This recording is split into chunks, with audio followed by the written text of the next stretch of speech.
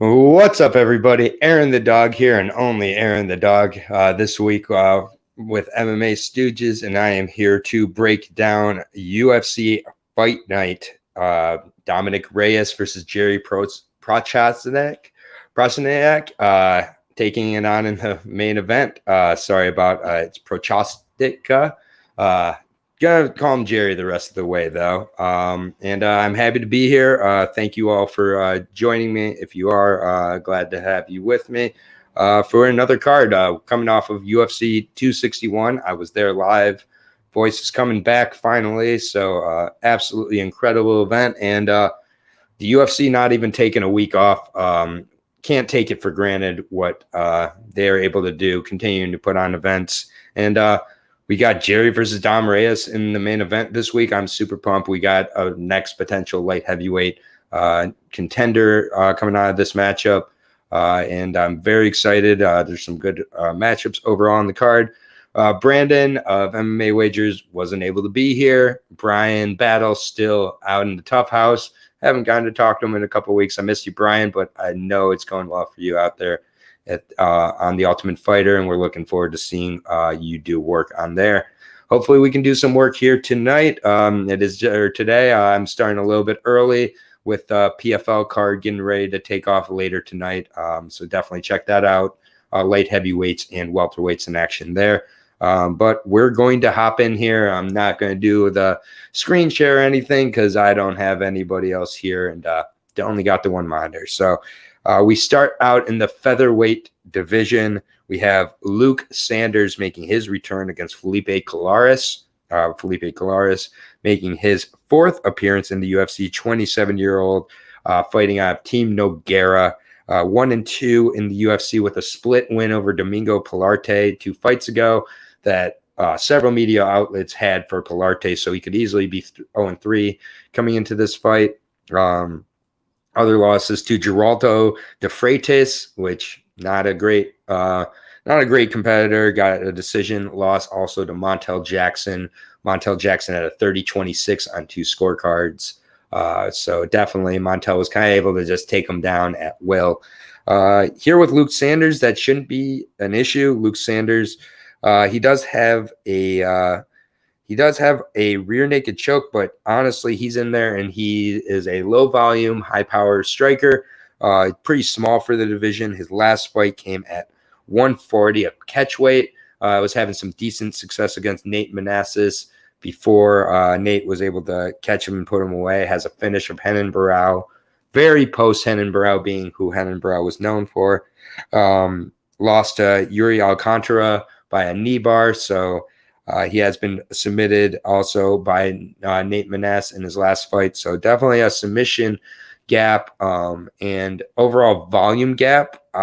Felipe Colares was known for his Muay Thai coming into the UFC in Jungle Fights, was a Jungle Fight champion.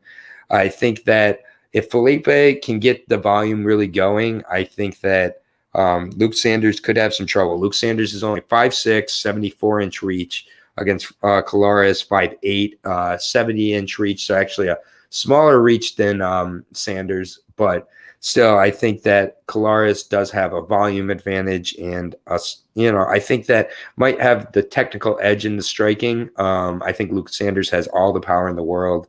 Felipe has never been finished, however, it is a decision. This is just pretty low-level featherweight fight here. I think the loser does get his walking papers, so I expect to see full performance out of both fighters. I'm going to go, maybe because I don't have anybody to bounce this off of, but I have a good feeling about Colares in this one. I think he matches up really well striking-wise with Sanders. Sanders doesn't look to use his grappling a lot and looked a little low volume in his last fight at 140. I don't know if 145 is the division for him. And so we're starting out with the dog. Felipe Colares. Decision is my official pick, plus 125 underdog on Colares. So he's a slight dog. The money has been coming in on Colares. This opened up at a minus 200 on Luke Sanders, which if you're betting Luke Sanders at minus 200 in 2021, I got to find out where you get this confidence from, because I could use a little bit of it for sure. But I'll take Kolaris. I think it's a close fight. I think it stays on the feet for the most part. And Kolaris probably has to put on his best performance here in order to get the win compared to his first 3 fights. But I'm going to go with Kolaris. I'm not betting it heavy, but we'll see how that turns out. Moving on to the 185 division, we have KB Bueller taking on Andres Michailidis.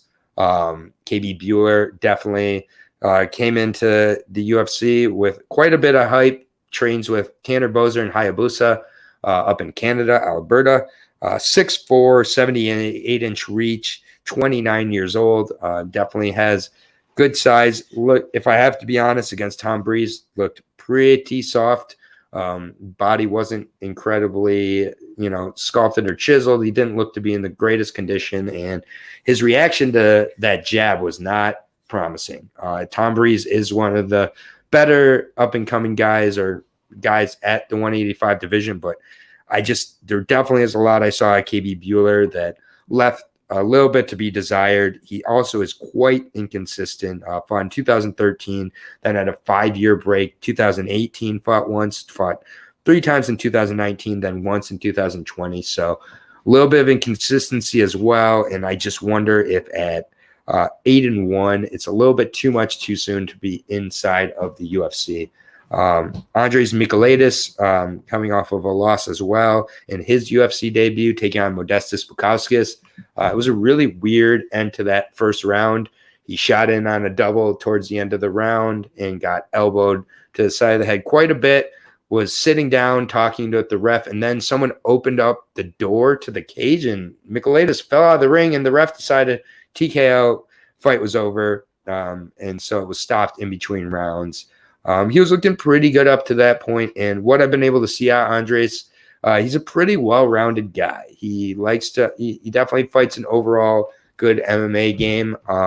He has decent wrestling. I do think that's the spot he can get this fight to against KB Bueller. But I also think on the feet, there's a power advantage and a volume advantage to Michailidis. We very well could see a much better performance of Bueller on full notice and having his UFC debut behind him. I'm counting on that for Andres Michailidis as well. I just think that Andres Michailidis overall is going to be the one who mixes up the game plan a little more. He's also a finisher, has a lot of KO finishes, and based on what we saw KB Bueller in his first fight being stopped with a jab and then hair fist, I think Michailidis can get to him and get a finish. I'll say a second round TKO for Andres Michailidis would be my lean. However, I do know that the odds are really heavy with Andres, minus 250. I don't even feel that's parlayable. If you feel good about KB Bueller, plus 200, that's a magic mark for me with dogs, especially in a lower level middleweight fight. But my official pick is Michailidis. I'm not betting it, and I wouldn't suggest parlaying it too heavy either. But yeah, I'll take Michailidis to get the TKO round number 2, but heavy price to pay on Andres Michailidis, who lost to Modestas Bukauskas in his debut. So we will see, but those first 2 fights are, interesting, not the highest level, but interesting fights. Next fight here, we are in the strawweight division. And this is between Sam Hughes, a girl I really, really like out of LFA. Took her UFC debut on very short notice against Tisha Torres. Ended up getting stopped by a cut in between rounds. But you can't, I do think that the experience of going in, stepping up against Tisha Torres, getting those rounds in, I think that is big. Or getting that round in, I do think it's big. 5-2. She's still very young in her career. Has really good gas tank, 5'5", has also fought against Vanessa Demopoulos, where in a fight she was winning until she kind of got caught in an inverted triangle in round 4. So that essentially was a 3-round win. Loma Lukbume, she's a Muay Thai specialist. I think the most Muay Thai specialist in the UFC. And she has really technical, sharp striking, but kind of is an atom weight, in my opinion, who is fighting at 115 because that's the division available to her in the UFC, and she's taking her shot, coming off that decision win over Jin Yu Frey, which is looking better and better. As we saw Jin Yu Frey in her third octagon appearance get a solid decision win. So definitely a good win there. She did go the distance with Angela Hill. It was just but what we saw was Angela Hill was able to out kickbox her, and that was surprising. I think a lot of that had to do with the range and the cardio of Angela Hill. Also has a split decision over Alexa Albu. You don't really love to see that, fighting Alexa Albu so close. Sam Hughes, I think, is being severely cut short on this fight. What up, Kevin? Thank you for joining us. Just me today. Brandon was unavailable, but we always appreciate you joining, Kevin. So welcome. We're only 3 fights in. I think Sam Hughes is being a little bit discredited based on UFC debut on very short notice. I think Sam has very, very good cardio. She's going to have a reach advantage in this fight, as most people do against Loka. And I think that she has the slight power advantage also, and the ability to take this fight to multiple realms of the MMA game. I just think that Loka is very fun to watch. She's interesting. She is fighting over in the States, I believe, for the second time ever. So that's another X factor to definitely look into here. And just the price, I don't think dictates Loka being a nearly 400 favorite on my site, minus 380, plus 315 on Sam Hughes. So that's over 100 points over where I rate when it's mid to low level female MMA. I bet on the dog every time. In a plus 315 dog, I'm betting on Sam Hughes here. I'm picking Sam Hughes. I like her cardio ability, her ability to take this fight to multiple directions, possibly.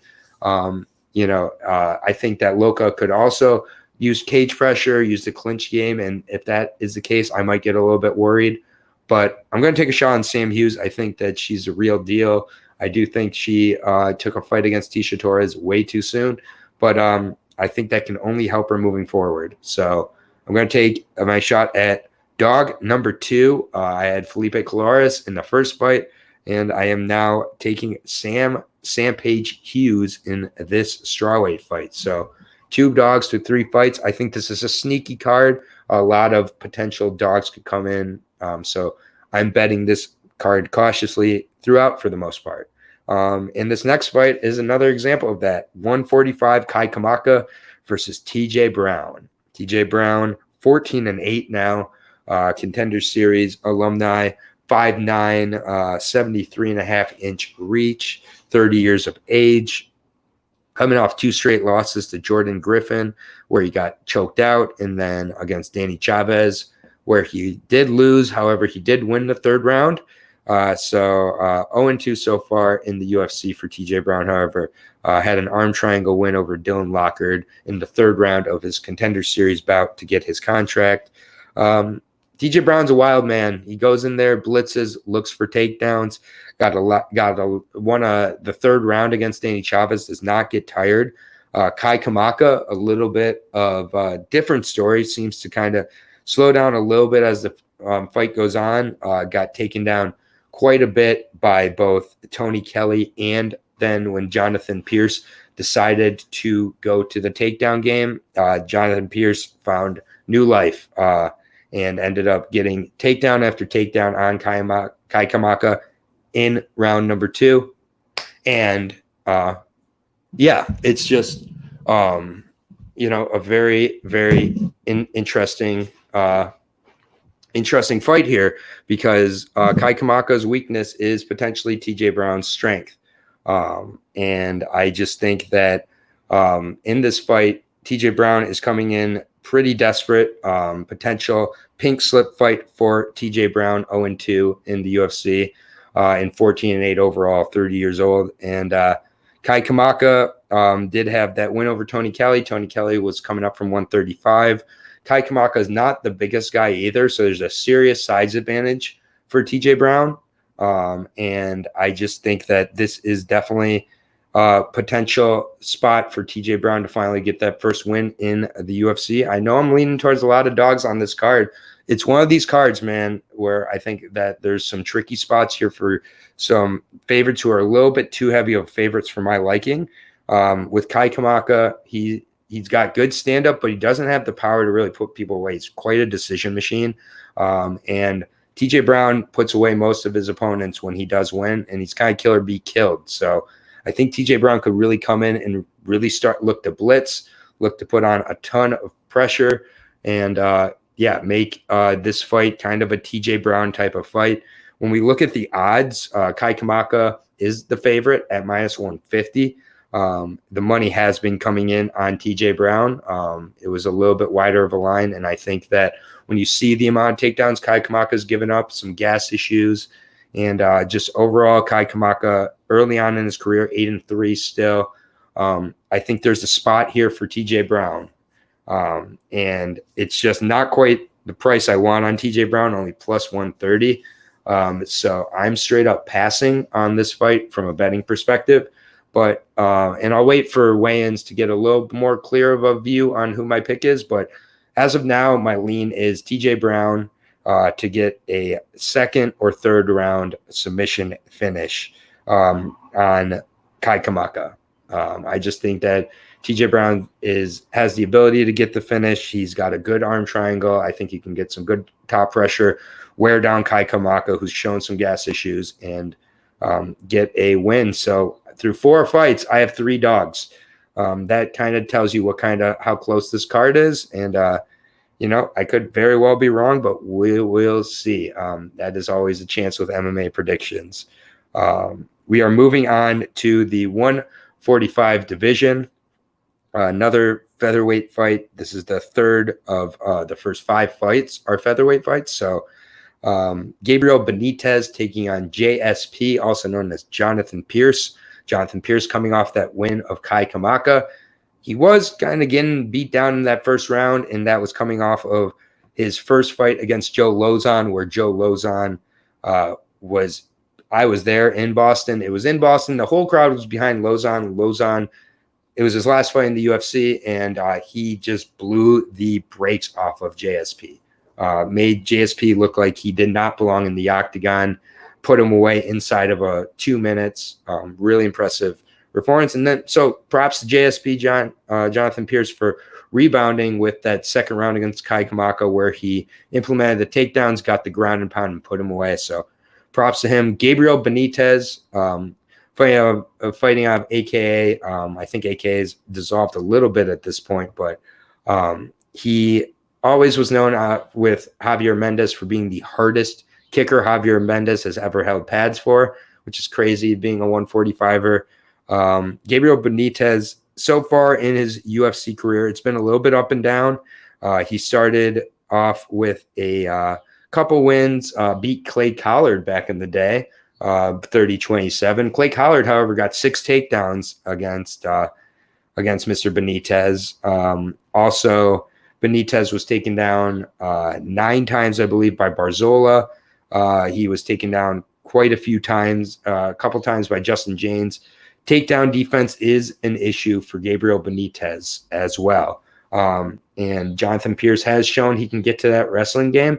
But I think that his ability to get to that and get inside the pocket and crowd the distance against Kai Kamaka, he's not going to have the same opportunity here against Benitez. His leg kicks are fierce. They're legendary. They will keep him at range. He's got good kicks to the body, put away Justin James with a kick to the body in his last fight. He's been in there with some really good competition. Omar Morales was a good fight.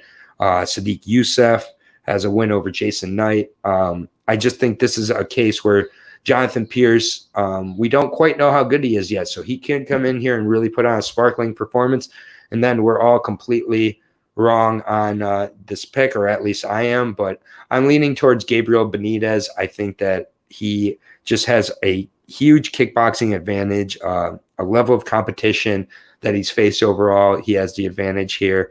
He's got an experience of 22-8, so 30 fights coming into this fight, 32 years of age, still in that prime. I like Mowgli, Gabriel Benitez here. I think that he does have the ability to put away Jonathan Pierce in this fight as well. I'll say second round TKO for Gabriel Mowgli Benitez. Gabriel Benitez, a minus 200 favorite, plus 175 on Jonathan Pierce. I think that's parlayable myself, but we also are not quite sure how good Jonathan Pierce is yet. We'll know a lot more after this fight, however. So we're going to move on here. We are 5 fights through in 20 minutes. It's like this is going to be about half the amount of time of the last breakdown, because we got half the breakdown happening here. But thank you again for joining us. We have our next strawweight fight. Randa Marcos is still in the UFC, 10-10-1. Wow. Taking on Luana Pinheiro. Pinheiro is making her UFC debut coming off of the Contenders series, where she put away Stephanie Frausto inside of 3 minutes with punches, has a ton of first-round finishes. Her one loss was a split decision to Chris McCafer back in her 3rd fight ever. Other than that, she's finished every fight either by submission or by punches. She is a finisher, needless to say. Looked really impressive in her debut. Looks very physically fit. Looks strong. Looks like she has some legit power, and also has a judo background. She started in the UFC after she's a Ronda Rousey disciple. She started watching Ronda Rousey, was doing judo, started doing MMA. So we see a lot of females with that sort of backstory. Randa Marcos, we know her at this point. We know what she's going to do. She's lost 3 straight to Amanda Ribas, to Mackenzie Dern, and then to Kanato Murata, making her UFC debut in her last fight. Murata definitely has the ability to be one of the girls who's really up and coming in the strawweight division here in 2021. I believe that Murata has a fight coming up against Verna Jandaroba. So definitely a good fighter, but Randa's been pre-handling her last 3. Her wins are over Ashley Yoder, Angela Hill, Juliana Lima, and Carla Esparza. Never once in her career has she won back-to-back fights. That's not relevant here since she's lost back-to-back fights. But yeah, right now she's training down in Texas with Travis Lutter. I believe that's Kevin Holland's camp as well. I really like Luana a lot. I think that she has a ton of potential. Randa is 35 years old. Luana is 27. I think this could be a little bit of a changing of guards of sort. I've got to think once Randa's 10-11, it's got to be a wrap for her in her career. And I am quite happy with Luana's price. I get that Randa's been in there with a ton of high-level competition. She's lost most of that high-level competition, but she has been in there with a lot. She's been around forever. I think Luana's going to know what she has to do here. I think Luana is going to be able to crowd and pressure and get the finish. I'm going to take Luana by first round TKO and minus 160. I love that price on Luana. I do think that's parlayable. A little bit of money coming in on Randa, but I do think that Luana has to, if she stops the takedowns, this is her fight all day.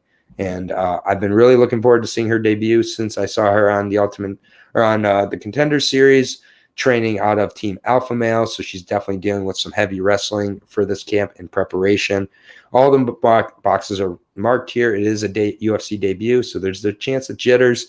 But let's go, Luana. I got her by first round finish. We actually got our second straight Luana in the next fight. This is Pinheiro. I'm picking Luana Carolina taking on Poliana Bontello in another fight here. This one happening at 125.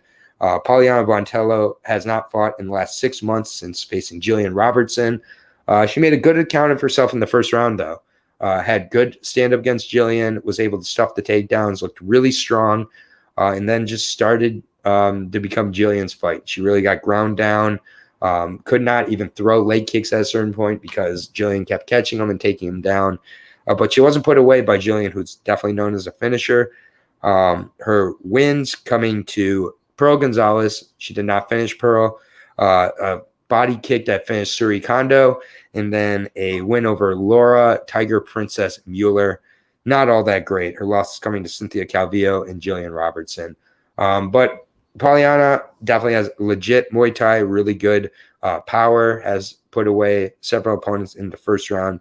Luana Carolina, also good stand-up. I think this is going to be a stand-up affair, unless Carolina looks to force the issue with the takedowns a little bit, but I don't see Polyana looking to take this to the ground. Luana did get knee barred in her last fight in that nasty position by Ariana Lipski, but that will happen. Luana's only win over Priscilla Cachoeira, who we know is not all that great, got a decision win over a 7-0 Mabeli Lima to get into the UFC, so that's maybe a good one. We don't really know. Other than that, has faced nobody of note. Yeah, I think this is just a really good Muay Thai affair here. I don't think this fight touches the ground. Polyana, I do think, has the more varied and better striking. And with this being a striking affair, I've got to go with that. She's also more battle-tested, Polyana is, and I just think more suitable for the UFC. I'm not sure if Luana Carolina belongs here. It's the battle of Brazilian Muay Thai strikers, and I also dig it, Bunny. I dig it as well. And I think this is a really good fight. It's tough to really get heavily invested in Polyana Botelho at minus 255. Hate that price. That turns it into just a straight up pass for me, though. Luana plus 195. It's getting close to that plus 200, but I don't have the confidence to bet Luana Carolina. Really didn't like what I saw in the last fight against Ariana Lipski. And I do think Polyana was going to learn a lot over the last 6 months and improve a lot from that Jillian Robertson defeat. So I look for Polyana to get back on track here, but that price, anybody who's been Polyana Botelho at minus 255 is a crazy man or woman. And no judgment here. But yeah, that is the first fight on this main card, which I'm shocked about. It's a 6-fight main card, and they choose to kick it off with Polyana Botelho versus Luana Carolina. With all due respect, that's an odd decision by the UFC. Not really sure about that one, but it's probably going to be an exciting fight. So we don't fight these on paper. My pick is Polyana Botelho. Am I betting her at minus 255? No. Next fight here, 135, one of my favorite matchups of the night, belongs on the main card for sure. Bantamweights Merab Dvalishvili, 12-4, taking on Cody Stamann, the Spartan out of Michigan. Andres Michailidis, also a Spartan, so there's 2 Spartans on here. Yeah, absolutely, Rusty. Thank you for joining me. Sorry that Brandon couldn't make it today, but we keep going. I don't miss any of these cards. I'm here usually at 8 p.m., but because of the PFL tonight, trying to get it done a little ahead of time, definitely should be tuning in for that on ESPN Plus and ESPN2. We got a breakdown video available for the PFL as well as the LFA tomorrow. So MMA, it's alive and well. It's a good time to be a combat sportsman. But thank you, Rusty, Bunny, Kevin, everybody else who's joining me. Sincerely, I appreciate the support. And, this solo is not going so bad yet. Cody Stamann, Merab Dvalishvili. This is wrestler versus wrestler.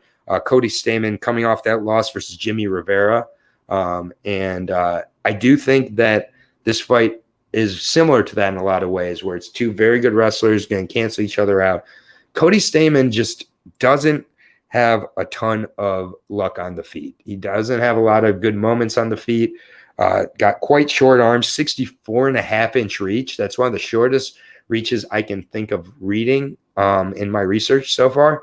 And it shows. I mean, it really does show. He throws hooks that shortens up the punches even more. And Merab Dvalishvili, he referred to as a little guy, which I thought was funny since he's 5'4", and Dvalishvili is 5'6". Also, they're in the same weight class, so referring to someone in your weight class as a little guy, when you're a little man, short kings stand up, but not too tall. But Merab coming off of 5 straight wins after his UFC debut and UFC sophomore attempt, both got off to rough starts. He lost by guillotine after beating Ricky Simone for most of the fight. And he didn't tap, but they said he was out. And they had a split decision against Frankie Saenz. Since then, Tyrion Ware, Mr. Brad Catone, Casey Kenny with a very impressive win, Gustavo Lopez, and John Dodson, all of which by decision, all of which with double-digit takedowns. He also throws a wicked spinning back fist, which he knocked out Rafion Stotts with, which I took Rafion Stotts away from him. Rafion Stotts now 13-1, legitimate prospect over in Bellator.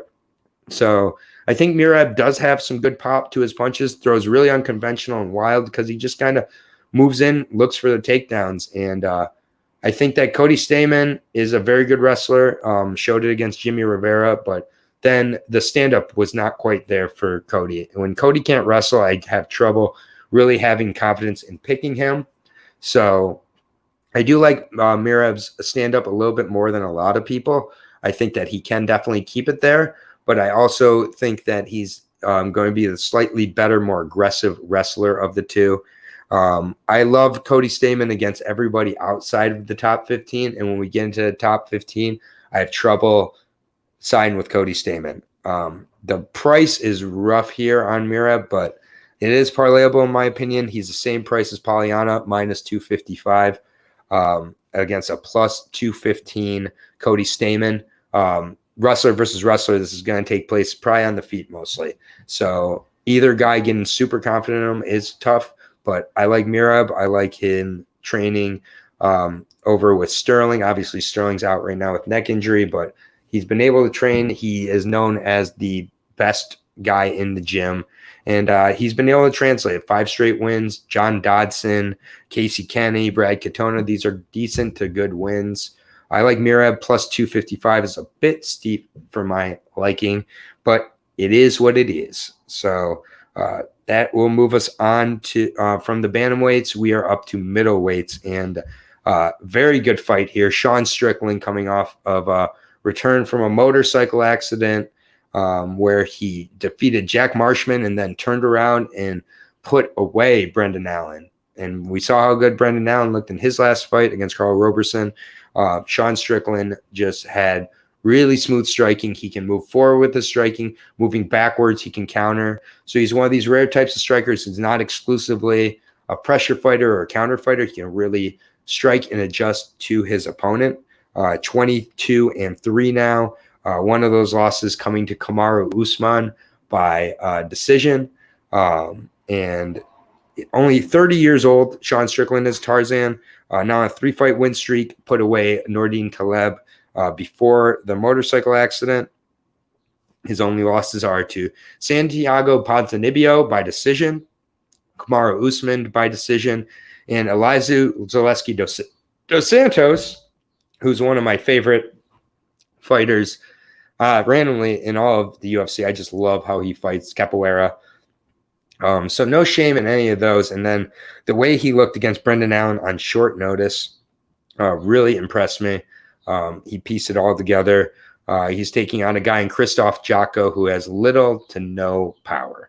That is why I will say he's a good striker with little to no power. 6'1", 77-inch reach, has a nice reach, primarily a kicker, and works from there. He's on a 3-fight win streak, so I will give him credit. However, Alan Amedovski did nothing in the UFC, and he was not able to finish him. He got a decision, had a split decision against Marc-Andre Barriault, and then a decision against Eric Anders. That is a solid win. That was coming off 3 straight losses, getting KO'd in 2 of those by Brad Tavares and then by Uriah Hall. This fight is very, very interesting to me. Krzysztof Jotko, I don't know how he's able to get the respect of Sean with his striking. I think Sean technically can hang in there with him, and then power-wise, I give Sean a good advantage. I think the momentum of the 2 fights in 2020 towards the end of the year, it's great momentum going into 2021. Took about 5 months off to recover and everything from the Brendan Allen fight. Brendan Allen, a very solid win, maybe in a lot of ways more difficult than Krzysztof Jotko. I do like Jotko too. He's cerebral. He's got good gas. Again, the kick-heavy game, but I just think that the striking here is going to be on Strickland's side. We've got another big favorite, though, in Sean Strickland. Minus 255 against a plus 215 Jotko. Jotko, when he's not put away, fights everybody close, fights to a lot of split decisions, even as unanimous, or a lot of times 29-28. And if Strickland's not able to put him away, we could have an interesting one. I think there's another one that doesn't touch the ground a whole lot. I think it's primarily a striker's delight here. I'm going to side with Sean Strickland, minus 255. Yeah, I like him. You can pair him up with Divashvili, and Benitez. Those three minus 200s together make for a strong parlay, in my opinion. But I'm going to take the favorite here in Sean Strickland to get one of these guys to get their fourth straight win and taking that next step up into the elite of the elite in 185. But for now, like I said, Sean Strickland, I'm going to say Strickland ends up getting he ends up getting the finish in round 2. I'm picking a few round 2 finishes today, but I just don't think that I think a part of me really hopes that so I don't have to suffer through potentially sweating out a Jotko decision. Next fight is at 205, and I'm a broken record here, but it's another striker's delight. It's between Dustin Jacoby, former Glory kickboxer, 14-5, taking on Jan Kutalaba, who is what did come into the UFC as a Moldovan wrestler, but we haven't seen a whole lot of that wrestling. He goes in there and goes to war, had a really good fight in the UFC with Jared Cannonier, lost his debut by arm triangle to Misha Serkinov in round 3.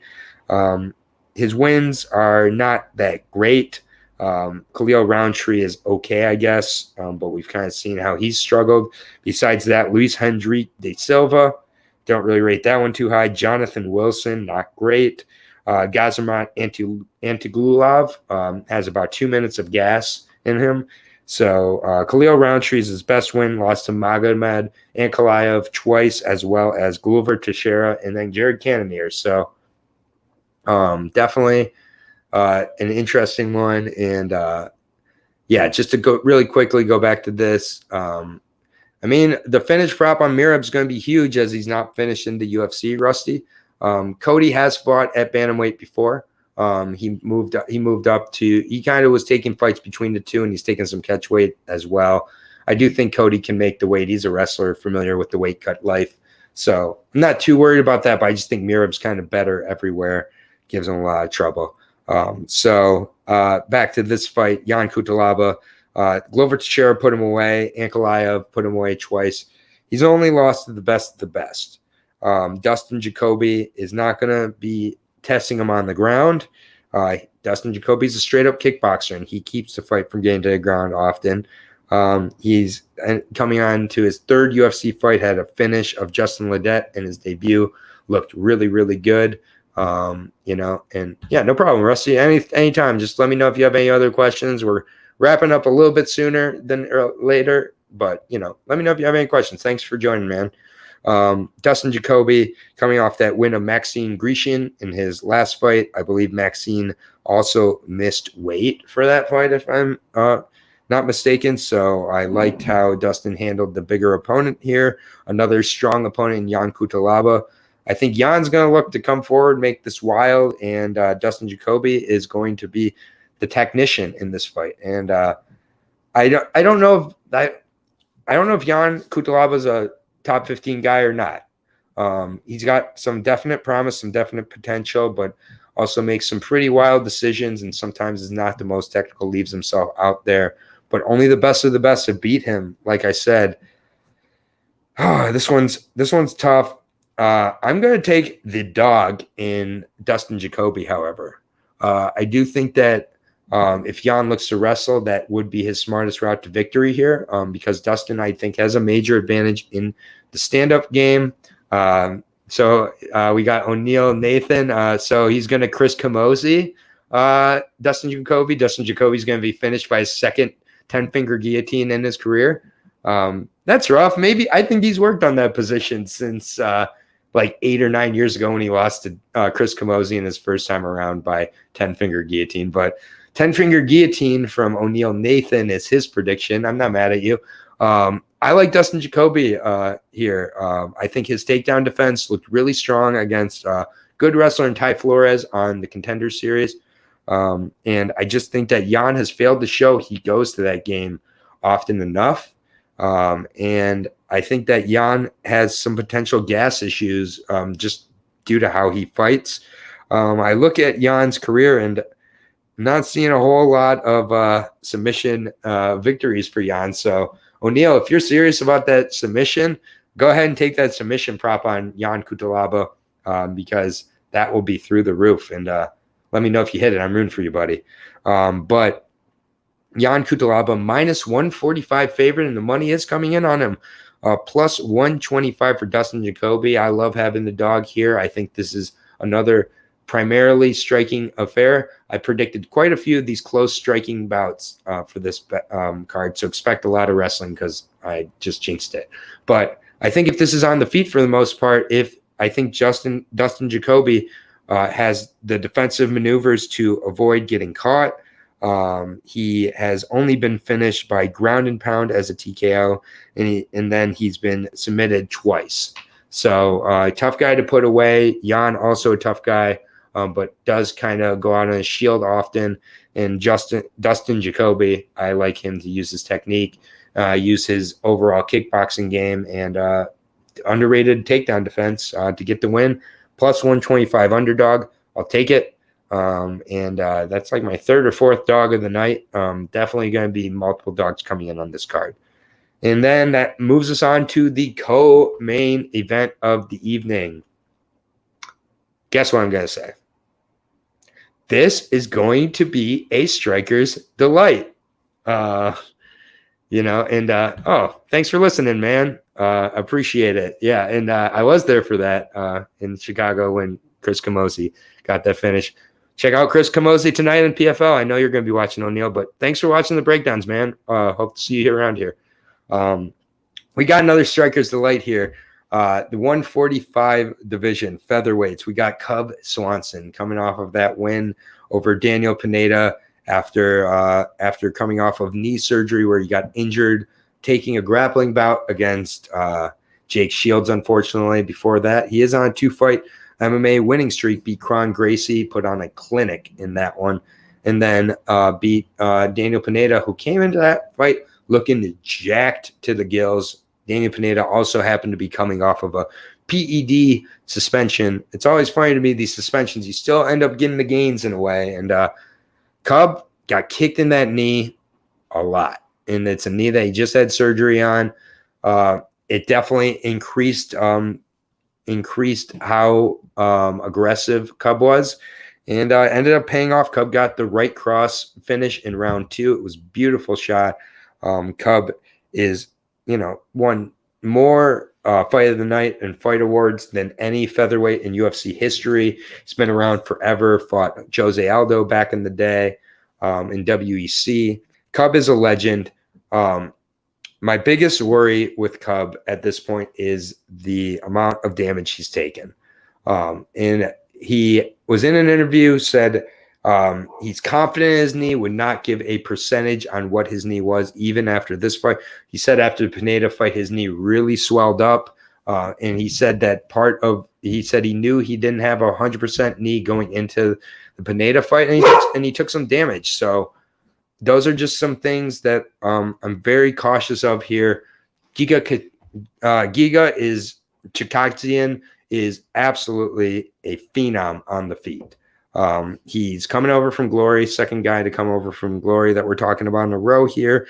Currently on a 7-fight winning streak in the UFC. He's defeated Omar Morales. He defeated Jamal Emmers. Defeated Brandon Davis. Brandon Davis and Jamal Emmers really, really close coming into that fight. You kind of beat me to it here, Rusty. But I'm going with Giga in this fight. I really like his ability. I like that he finally got that first finish, although it was against Jamie Simmons. This is multiple steps up in competition. I do not trust Cub's knee. I think Giga is coming. Giga's finally cracked that top 15. His worst performances in UFC were his first 2. I like to see guys improve as they go. Kevin also going Giga. Yo, we're all on Giga. I hate picking against Cub Swanson in this fight. Cub is so tough, but Giga has a precision to his striking game, a precision to his leg kicks. I think he could really end up hurting and putting Cub away. I like Giga. I like the inside the distance prop. I like the KO prop, obviously. You might as well just bet inside the distance in case somehow he rocks him and gets some sort of guillotine finish, just in case, because it's going to be about 15-point difference. But yeah, I like Giga here. He's one of my favorite picks on the card. Minus 175 favorite. Not bad price, definitely parlayable. And when you get it inside the distance, we're looking at minus 120, minus probably even, close to even, or a little bit better because Giga only has the one finish. Plus 155 on Cub. I get it if you're picking Cub, but Cub said in this interview, I got multiple kids. I can't take the time off. He kept saying, I'm confident in my knee. He never once said, my knee is good, my knee is healthy, my knee is ready. I'm confident in my knee. He also said he was confident in his knee against Daniel Pineda and mentioned how it was not 100%. So it's just Cub has had a long career, has had a ton of damage, and to face a precision striker like Giga, who is really starting to put it all together, I like Giga, and I like him to be a major parlay piece for me at minus 175. Honestly, these last two fights I feel very good about. I feel pretty good, very good about.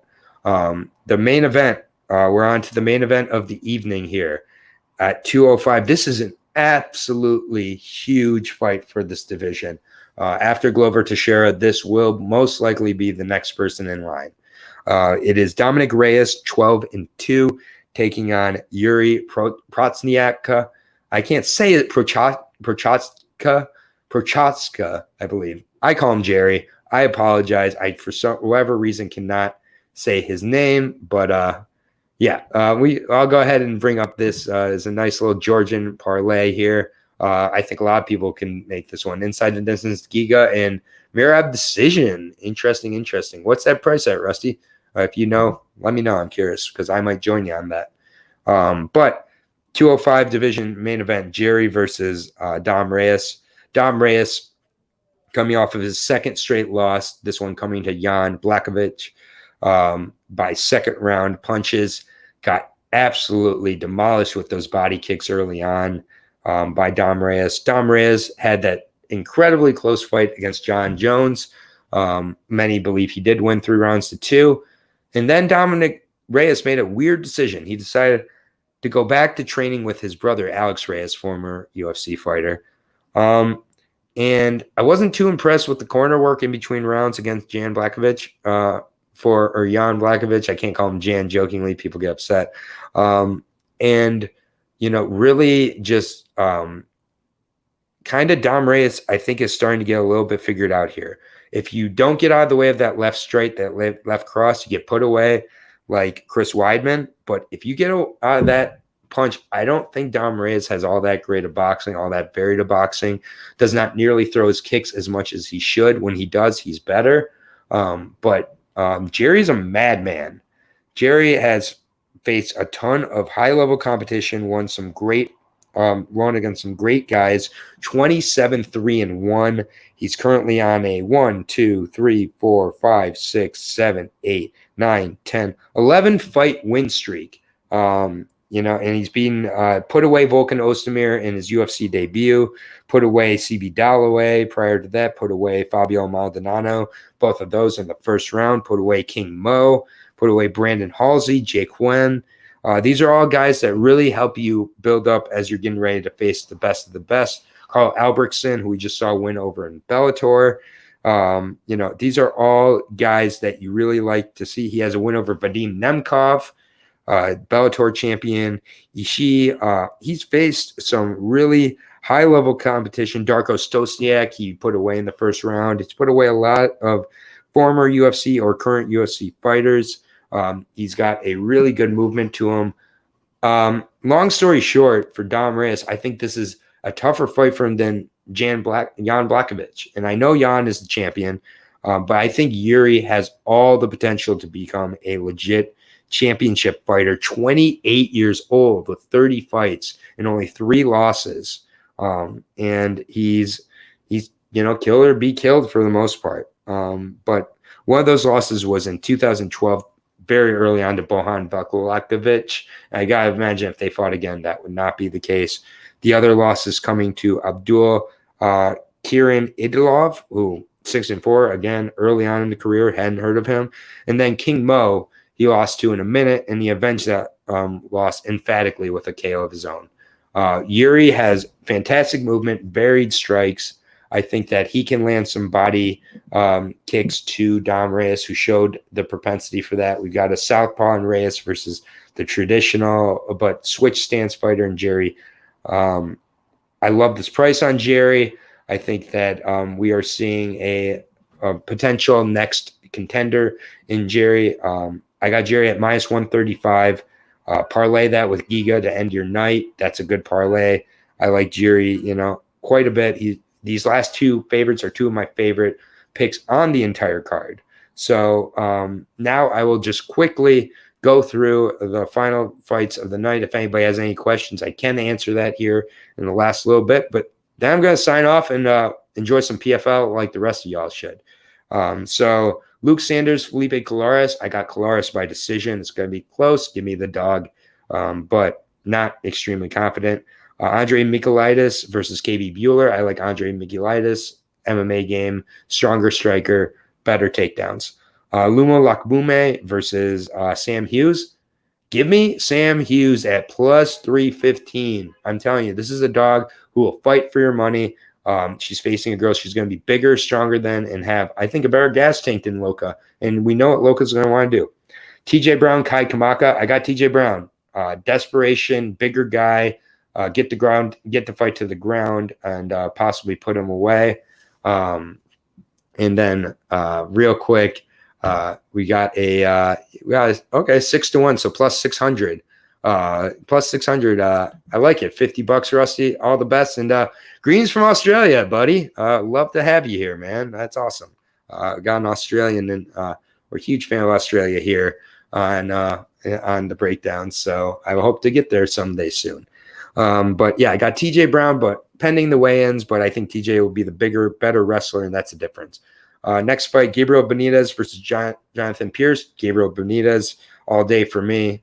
Better, stronger striker, better level of competition, and maybe Pierce shocks the world, and we just don't quite know how good he is. Randa Marcos versus Luana Pinheiro. Luana Pinheiro all day for me here, and I think that she's able to get the finish. She's a finisher, and Randa gets cut finally at 10-11. Poliana Bontello versus Luana Carolina. Striker's delight. Opener on the main card. I'll take Poliana, and I'll take her to get the finish in round number 2. Mirab Divashvili versus Cody Stamann. Give me Mirab. Mirab's going to be the more aggressive fighter on the feet and with the takedowns. Sean Strickland versus Christoph Jotko. I like Sean Strickland. I like the ability for him to both be the attacker and work with the counters. And I just think he looks really good at 185, being on a good momentum streak right now, and I look for him to keep it going.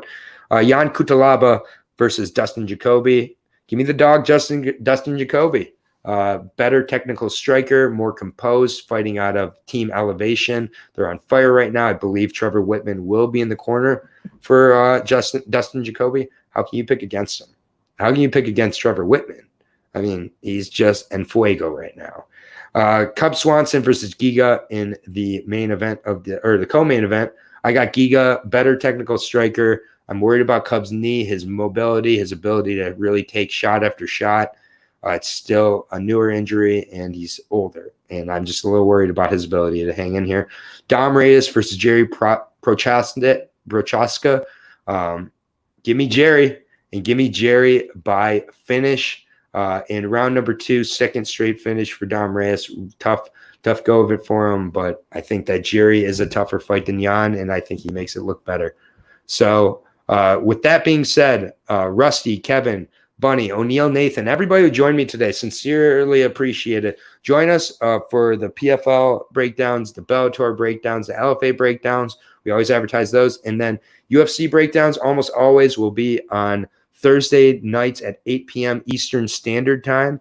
However, with the PFL tonight, I decided to move it up. Usually I'll be joined by a co-host, but sometimes this will happen. I'm working on it, the solo breakdowns as best as I can. So I sincerely appreciate everybody's patience today. I appreciate all of the comments. And for Aaron the dog, for MMA Stooges, enjoy this awesome combat weekend. It started last night with the ONFC, continuing tonight with the PFL, tomorrow with the LFA, and then Saturday, the grand finale of the UFC. So for Aaron the dog, everybody, thank you all so much for joining me again. Rusty, absolutely happy. And thank you. I look forward to seeing you. And please spread the word. We love the Aussies here. Robert Whittaker is my favorite fighter of all in the UFC right now. And we're hoping that, hard work pays off. And either way, I do this for nobody. I love this sport, and I love bringing it down for you all. So thank you all so much. For Aaron the dog, I hope you all have a great day and keep taking care of each other out there. Peace.